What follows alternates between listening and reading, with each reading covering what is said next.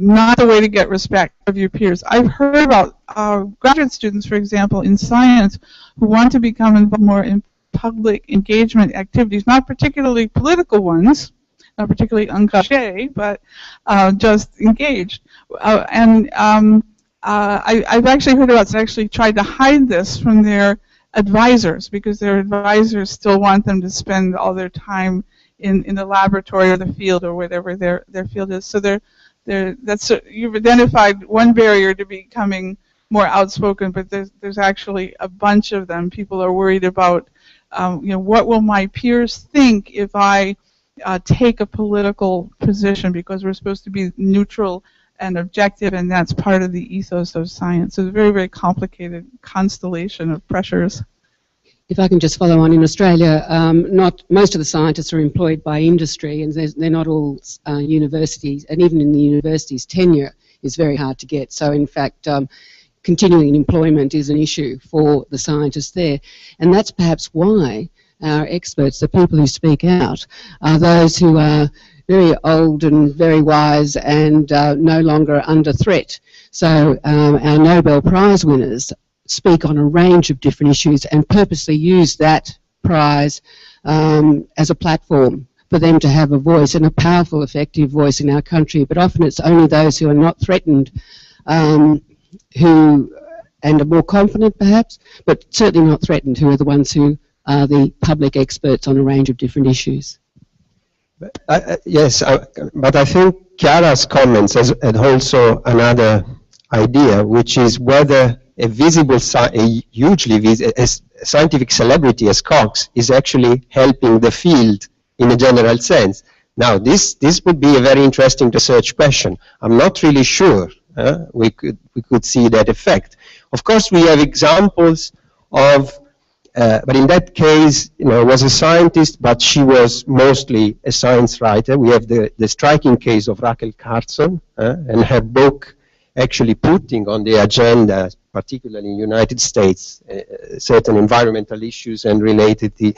But of course, it's. I mean, it would be interesting to investigate whether the effect is just personal, whether the effect is making science pop and fun, or actually, as your colleagues think or hope, having a Brian Cox of chemistry will actually change things for chemistry itself. You mentioned Carl Sagan. Carl Sagan, yeah, of course, yeah. Is it on in the same thread? I know there are many threads going. It's more of the Australian thread. Okay, try it. Okay, try it. Hi, I'm sorry if I missed the earlier part of the conversation. We in Canada have had a problem in the last 7 years with the government actually muzzling, as we like to say, federal scientists from speaking to journalists and therefore to the public. And this has been an issue that scientists by surprise. They never thought they would see that happen to them. The older scientists, as you mentioned, the ones who've been the eminence grise, the ones who've been around for a while, can speak out, and they do. David Schindler, actually, who is known for making sure that we got phosphates out of water in the environmental lakes area, all kinds of very interesting scientists. He actually compared the current government. He said, I started my career under McCarthyism, and I'm ending it under something quite similar, which was a pretty outrageous thing to say, but he said it. And I'm doing a talk tomorrow about evidence for democracy, which is a different kind of movement because it's the young scientists acting up. They really all of a sudden saw that the pressure was getting so great that if they didn't step into the arena, it wasn't going to work. The media, and that's where I come from, we did our part. Older scientists did their part. The Public Service of Canada tried to do their part. They surveyed the federal scientists to see whether or not they were feeling muzzled or feeling the pinch.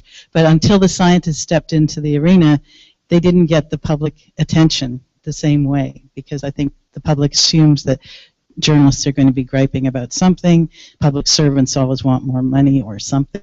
So I think this was a really interesting experiment. It's the first time we've seen scientists move that way politically. And so Evidence for Democracy was their movement which wanted to see access to scientists, unlimited access to scientists who had something to say about particular areas. Environment Canada Natural Resources Canada, Fisheries and Oceans Canada, particularly affected by these kind of clamp down on who could talk to whom.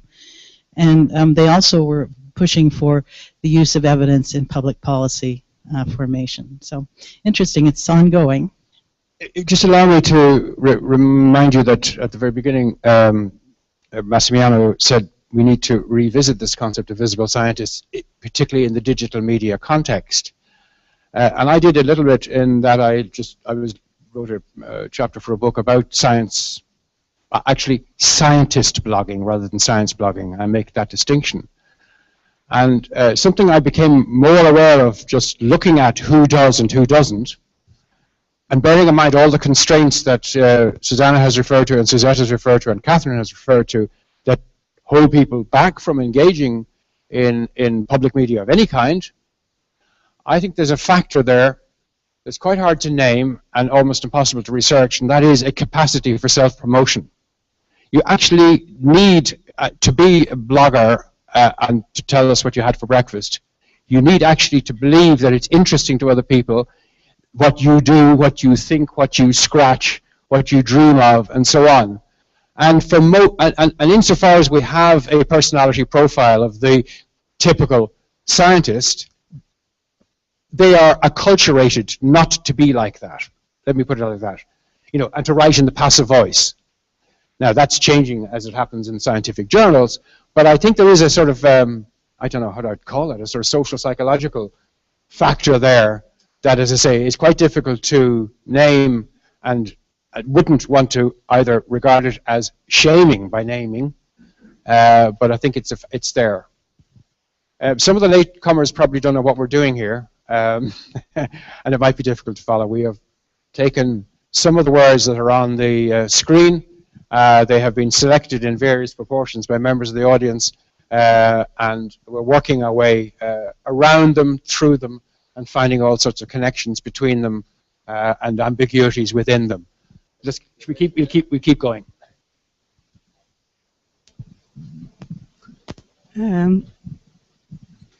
Yes.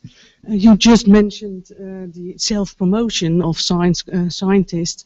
I think it's part of the expertise of scientists and science communication professionals as well. Susanna, you refer to the expertise. In our university there is a program on professionalization of science communication professionals, and we try to figure out what the professional profiles of science communication practitioners could be, and there is a lot of literature in communication sciences about professional profiles, so that's a nice thing. And usually not only knowledge but also experience, intuition, skills, and the personality of persons are all relevant for their expertise. So of course, I think we'll have to see them in context, and especially the focus on concepts, as you mentioned, is a very important one. In showing your expertise, you will have to make explicit what your idea of a specific context is, in a concept is, in my opinion.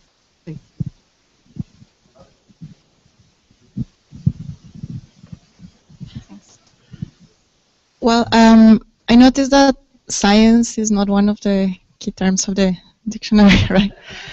And I was just wondering how the visions of academic and post-academic science can challenge some of the keywords of the dictionary.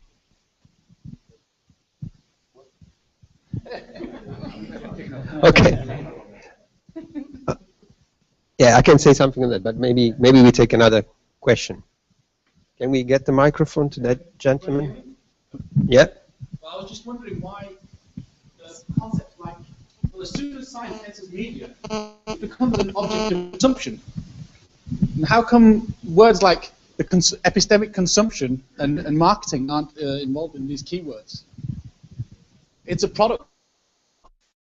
So why don't we use concepts like marketing and consumption when we consider aspects of science communication? Sorry, just in answer to the last two, all of us, and we certainly, are involved in explorations of new and productive models for examining these things. What we were doing here was picking up on the commonly used vocabulary, okay? This, if you like, the established vocabulary, and we reckoned that you could kind of map your way through 25 years of scholarship and reflection in this area in and around these particular keywords. That was the choice. Okay, it wasn't done on the basis of a kind of a citation, or I mean, or a bibliometric thing, or whatever, or a frequency. Sorry, a frequency analysis. But of course, there are other things going on behind, as academic and post-academic, or normal and post-normal, or whatever, that are all very useful tools for understanding some of these things. Do you have a particular interest in the concept of social marketing by any chance, which is something I've only heard reasonably recently as having a potential application in this area? Are you aware of? You know about social marketing? Not a lot. But not a lot. But you, no, I don't know a lot about social marketing, but I'd like to comment on that because I wrote the chapter on public relations in science for the handbook. And interestingly enough, we started out our chapter with a kind of excuse of having to excuse that we include public relations in science, and really, and we start out with trying to legitimize why is it important to think in that way. And I think that there is a shyness or an uncomfortable feeling about these natures, and I think it's hard to explain, but it probably has to do with the fact that the most science communicators are closely related to the scientific culture and the scientific community, so they identify much more with the scientific world than with people engaged in the business world or in marketing, and I think that's probably part of the reason. So it's a cultural phenomenon in a sense, but because I don't see any epistemic reasons why we shouldn't embrace those kinds of ideas and do much more. It would be interesting to see this handbook in its 10th edition. Probably social marketing will have its own entry. I hope to be dead by then. As usual in these situations, there's a whole stack of things building up. So, but yeah, probably most people in the room are familiar with Dorothy Nelken's book, Selling Science, in which she argued that most of our journalism was an attempt to sell science to the public. But this was also a critical book. She was not necessarily celebrating that approach, but rather saying, wait, stop and think what you're doing. You may think of yourself as informing the public, but there are actually power issues involved. So this issue of marketing inevitably brings up power issues. Social marketing is a word that we can all be confused about because it is used in many different ways. But the way I've most commonly seen it used, we do a lot of this in science communication, for better or for worse. Mostly for better, but it's simply connecting what we're selling to people's social values. And so I don't like the word framing. I'm glad it isn't on here because, whoa, but it means nothing now. I'm sorry. It's used in so many different ways. But people who talk about framing science, in part, are talking about, well, let's package science in a way that people package it for marketing purposes, in a way that people see the relationship to their own lives. So that's my understanding of social marketing. We actually do it all the time. It isn't all bad. We want people to understand how science is important to them and is important to their lives and could be useful for their lives. That's really why we're here. But we just don't want to do it in a manipulative way. And so marketing, social marketing, framing, all those things suggest that we're trying to fool people about how valuable science is, and I hope we're not trying to do that. So, yeah. Just a minute. Of course, as we said in the beginning, this is an open list, so we welcome any addition, but I see your point, for example, potentially part of science culture today. Science as an object of consumption, science as part of popular culture. I mean, if Andy Warhol was still alive, he would probably paint Brian Cox, Dolly the sheep in multiple colors. The Higgs boson, maybe it's not so easy, but the Higgs boson, I mean, isn't it a case of research at the edge, but at the same time huge marketing in the neutral sense of the word? And Brian was mentioning digital media. Digital media are very good for scientific institutions to bypass traditional mediators and go directly to the public to present their ideas. If you look at CERN website today, it's impressive. It's not a website, only the website of a research institution. It's offering videos, interview, everything for the final consumer of science, so to say. I think it's very important that we do actually recognize the reality that we operate in markets at the same time as we operate in communities and operate in cultures. I'm not quite sure that you can use the word marketing in a neutral sense. I'm not sure that that's philosophically possible. But remember that moment when Rolf Dieter Hoyer, the director of CERN, had the assembled scientists in the room, including Peter Higgs, in July of 2012, and said, as the evidence of traces of a Higgs boson-like particle were presented, he stands up and he says, "I think we've got it. I think we've got it, haven't we?" And they rise to their feet, applauding this achievement. And this is live streamed. Now, I'm sorry, even in his innocence, he must have known that that is selling something. That is selling something. And indeed, I remember in that discussion CERN that I referred to earlier on, in 2001, having this discussion with CERN scientists saying, what happens, and I said, what happens if you don't find the Higgs boson? This is 2001, remember? And they said, but we will. And I said, no, but what happens if you don't? But we will. No, imagine that you cannot actually prove the existence of the Higgs boson. We'll just keep going. And standing up and shouting, saying we have it is all about we have to keep going. And he's promoting his institution to the funders. That's selling. I don't think that can be called neutral. I think actually you have both asked and answered the question that I was going to bring up. I'd like to unpack the whole idea of science culture more, because I think, as you've just been saying, there are many cultures. And when we were discussing science culture before, it came to me that are we talking about the culture of science, or is it the culture of the way different peoples, different publics view science? And I suspect there's a whole lot to unbundle in there, and I'd really like your comments on the difference between science seen in Africa, for example, and science seen in Asia or America. I think that just like we now talk about many publics, that there are actually many cultures. But if we talk about science itself, or if you like, evidence or knowledge as a culture, is that what you're talking about?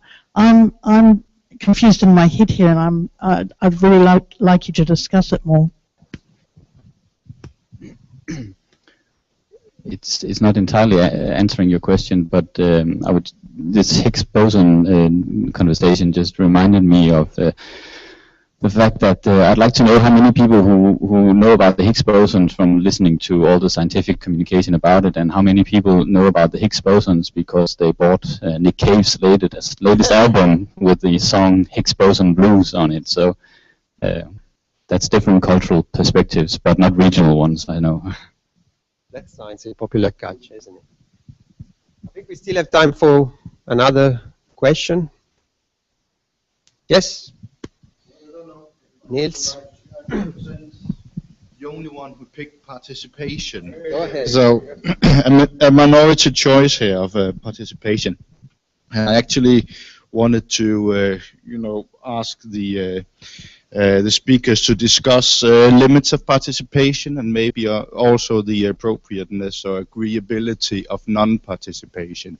And I guess it relates quite a bit to what Susanna was talking about in her opening talk or address about the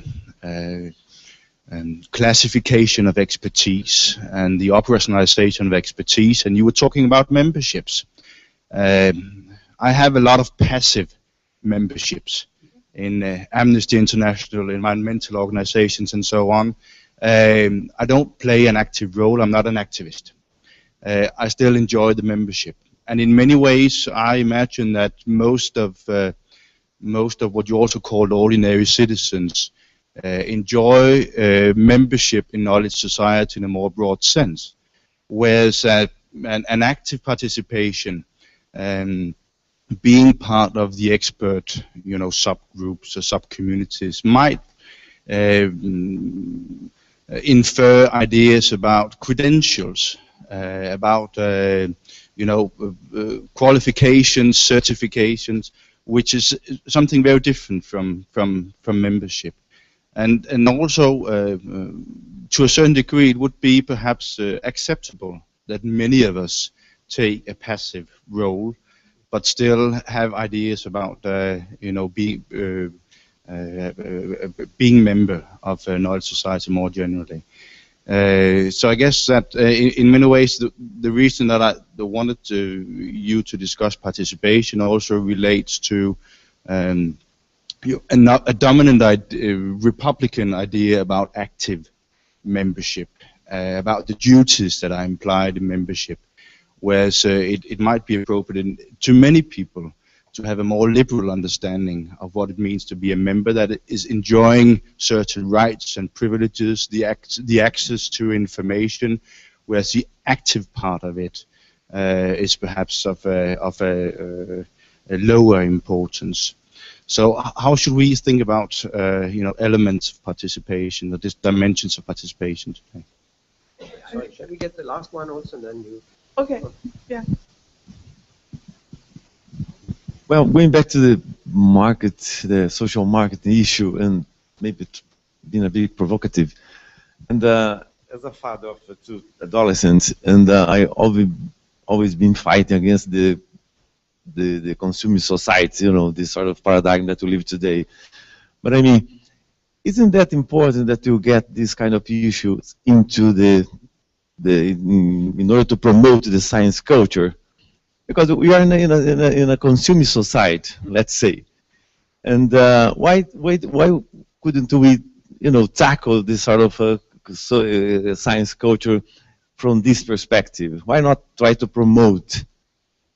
I know this is quite controversial, but I mean, I think just a question to be raised. We started a book here. I think we started several. I don't know if that was the intention, but these are such big issues. It's hard to know how to respond in a few minutes. But I think science culture, which relates to your comment and then back to participation, I think that one of the things that we might hope to gain by a variety of participation programs is that people are familiar with science in the sense that they're comfortable with it. That doesn't mean to say that they need to buy all of it, but that they are thoughtful about it. They aren't put off from thinking about it because they don't feel they have the right credentials. Rather, they have a certain ownership. Scientists, this is part of the ethical obligation of scientists to engage with the public, is in fact we mostly pay for science through taxes or indirectly, and I think that creates a very literal obligation as well as it's strategic. That's a whole other area. Can we be strategic and democratic at the same time? I don't know, but we want people to feel a sense of ownership about science, and that's what I mean by science culture, as opposed to scientific culture or the culture of science, which is more the sociology of science itself internally, how it's organized. So not entirely wrong to sell science. We just have to be reflective about it. On participation, I don't know if I've ever put this in print, but I've been known to admit that I don't very often go to science engagement activities, and even though I'm a great champion of them, but there's only 24 hours in the day. And as a single parent raising 2 sons, trying to get tenure in a very tough academic world, I don't have time to go to a science cafe. I only went to one of those fairly recently for the first or second time.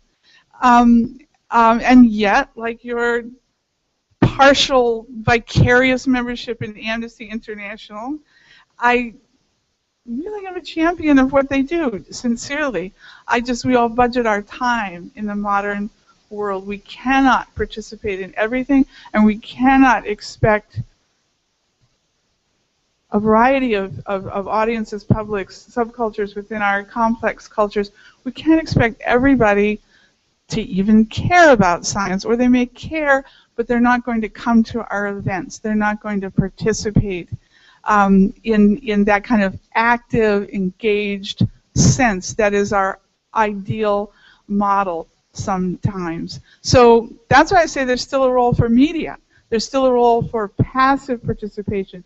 If you have a science engagement event and you write a web page about it, which by the way is a form of journalism, okay? It's not, journalism is not dying, it just comes in a new form. So you write a web page about it, you write a newspaper article about it, that allows what in extension work they used to call a multiplier effect. So only 20 people can come to the event, but 200 or 2,000 or potentially 2 million people might be saying, yes, I'm glad this event happened, this discussion is interesting, this has made me think about my position on stem cell research or what I should do about climate change, and to think of a whole continuum between unengaged and don't care. And there's lots of stuff that's important in the world that I'm not engaged in. There's only so much time. We can't expect everybody to take on our issues and our subjects as the center of their lives. So there'll be some people who are not going to be engaged, but there'll be other people who engage in important ways, but vicariously through media accounts or other secondary forms of communication. So it's hard. One last comment, Christian and Ryan. You have a comment in the back. So briefly about participation. So I'll say that in a world that we live in, I would say that non-participation is an impossibility. So whether you like it or not, you participate in techno-scientific culture. You know, being born, you come out. It's a technical achievement, so to speak, and you are born as a participant in this culture. So I would rather think in terms of degrees of participation. But I would also say that from an academic perspective, these concepts appear vague and very difficult to pin down, and that's the problem for many of us. But I would say from the practitioner's point of view, and again I return to something I mentioned in the beginning, from the practitioner's point of view, it's not about vagueness, it's about mobilization. So these concepts are very good for mobilizing people in different spheres and different practices of science communication, and I think that's another part that we need to take into account, the degree to which these concepts are able to mobilize and gather people around different science communication practices, and that's the non-academic perspective on some of these concepts. Susanna, thanks for the last comment. I thought that was very interesting indeed. The thing that I'm thinking about here is we should ask ourselves, how are we democratic, and how do we participate, and how do we operationalize these terms? I mean, there's nowhere where we go out and have a referendum about, except Switzerland maybe, where we have a referendum about science issues. I mean, where does that happen? The only way we can be democratic nowadays is when we passed by the checkout counter in the supermarket, or that's when we vote about what's going on scientifically. I mean, if I want to buy GMO crops, for instance, that's where I place my vote. If I want to do something about climate change, I take my bike to work instead of driving the car, and then I'm voting at the petrol station. So we need to operationalize how these concepts of democracy and participation, how do we actually participate in society nowadays? And the fact is that we participate as consumers.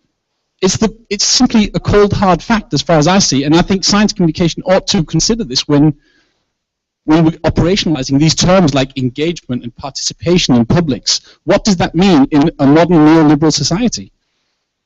So that's not so much a question as it's a response, but I don't know if you could respond to that. How do you operationalize these questions? Well, I think you're now starting another conversation altogether. I think we're really careful about saying the fact is, because there are lots of other potential facts to be observed, that we can be both citizens and consumers simultaneously, and they are not necessarily incompatible, but they're not necessarily the same thing either. But yeah, and actually just reverting to the institutions that many of us work in, the higher education institutions, a lot of my colleagues say students are being treated as mere consumers in a kind of marketization and corporatization of universities. Yeah, and I think mere consumers, maybe the rights of consumers are a bit higher than those of the apprentice in the medieval form of the university, where you do what you're told to do, and you get the grades given to you as a matter of honor or whatever, graciously given by the professors. So maybe being a consumer can also be, I hesitate to say empowering, but it gives you entitlements. And in relation to, I think, very interesting, I mean, I think Niels raised participation and I thought talked about it very interestingly, and I think that we ought to be very careful in our field not to always engage in a kind of normative discussion and a normative analysis, which is that people ought to participate or should participate, or that scientists, we have spent so many years talking about what scientists should do, so rather than trying to understand why it is they do what they do or why they choose not to participate. I defend the right not to participate. You wanted to say very briefly something? Just really quickly. I think that market choices are a form of participation, but they're just not the only form. Very interestingly, with GMOs, we now have a very active movement in a number of states in the United States for GMO labeling. Surprise, surprise, that sentiment was there all along, but somehow it didn't come out until this generation, which has embraced it. But that's just a side comment. I do agree that market choices are a form of participation, but I think they're a fairly weak form of participation. And historically, marketing has, in fact, when you sell stuff, it's not neutral.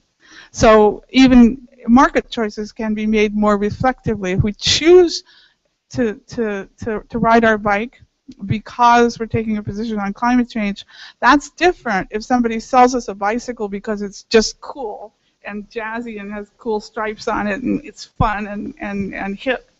So the matters of interpretation there. I do agree with your point. I promised 10 seconds. Okay, 15.